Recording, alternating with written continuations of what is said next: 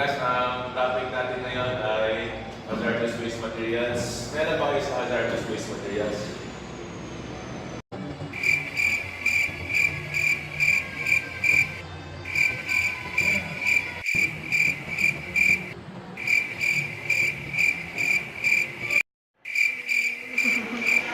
Sir, Yes, Jerome.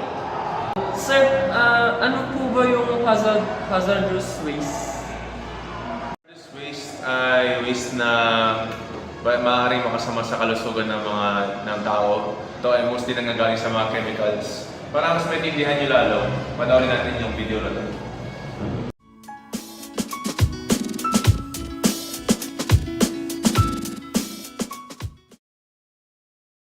What would you do if you found a container with a skull and crossbones on it, or an image of a bomb exploding?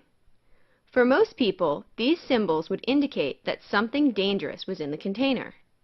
Luckily, we do not encounter these symbols often, but it is important to know what they mean.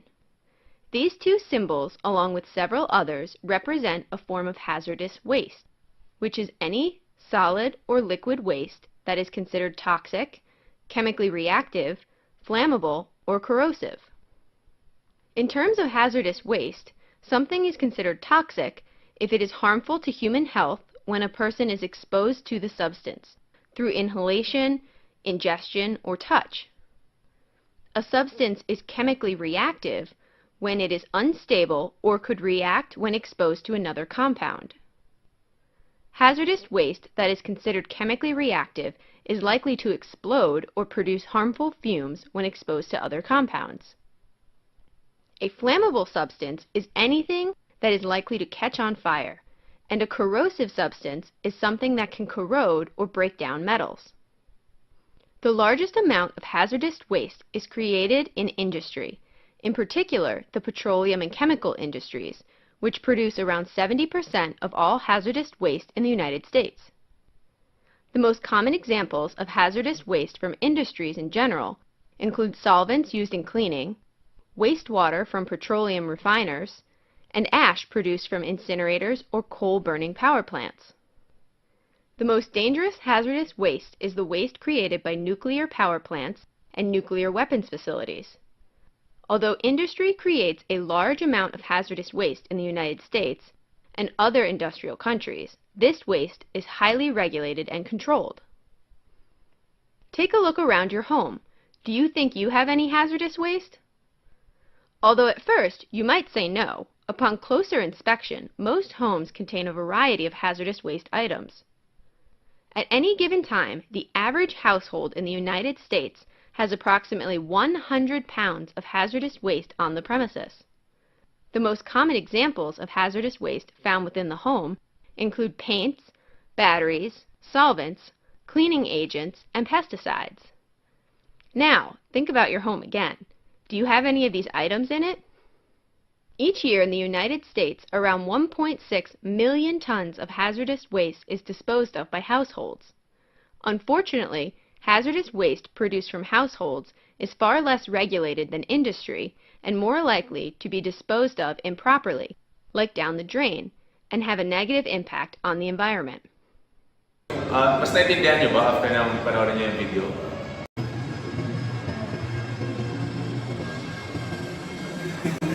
Sir,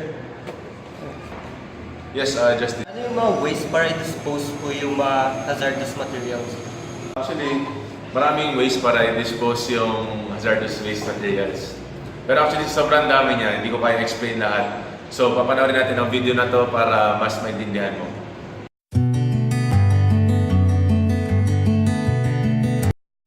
Being that hazardous waste can be harmful in a variety of ways, it needs to be disposed of differently than non-hazardous waste. There are three main methods for disposing of hazardous waste.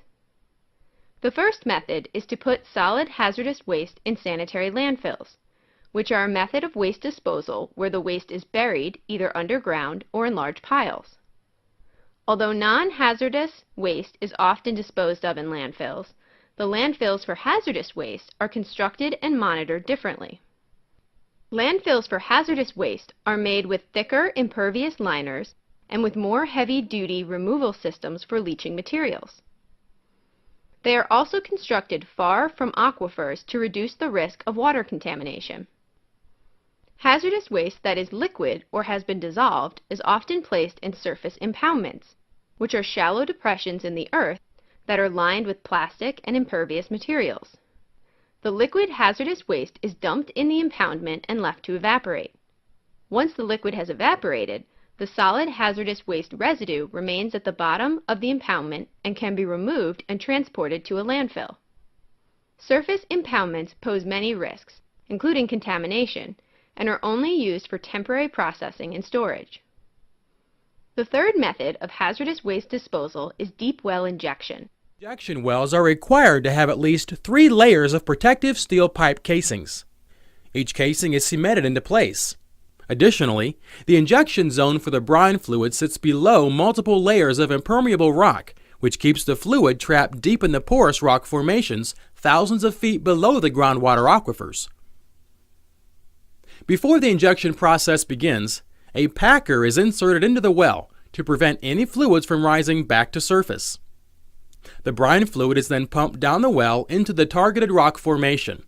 This process is done at a safe pressure, mandated by Ohio law and authorized by the U.S. EPA.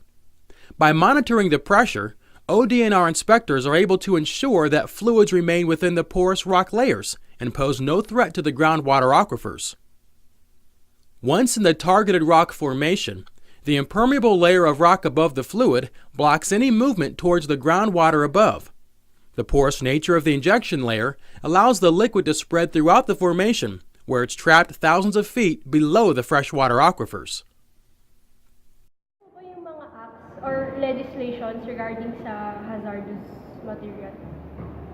Yung laws, actually may dalawang laws regarding hazardous waste materials. That is RCRA and CERCLA. Para mas malaman niyo kung ano yung laman ng mga laws na to, papanoorin ulit natin yung video na to.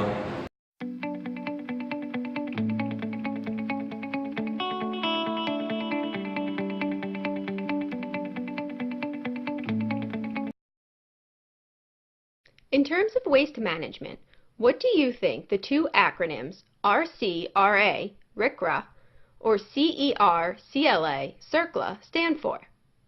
You may never have heard of these two acronyms before, but they stand for two important federal laws that regulate how hazardous waste is managed and disposed of in the United States.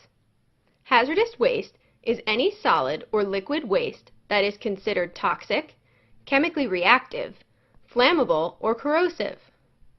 Due to the potential danger of hazardous waste, many laws have been created to manage it and help keep people and the environment safe. The first of these two important federal laws was the Resource Conservation and Recovery Act, also known as RCRA, RCRA, which was established in 1976. This law created the first program for testing and managing hazardous substances.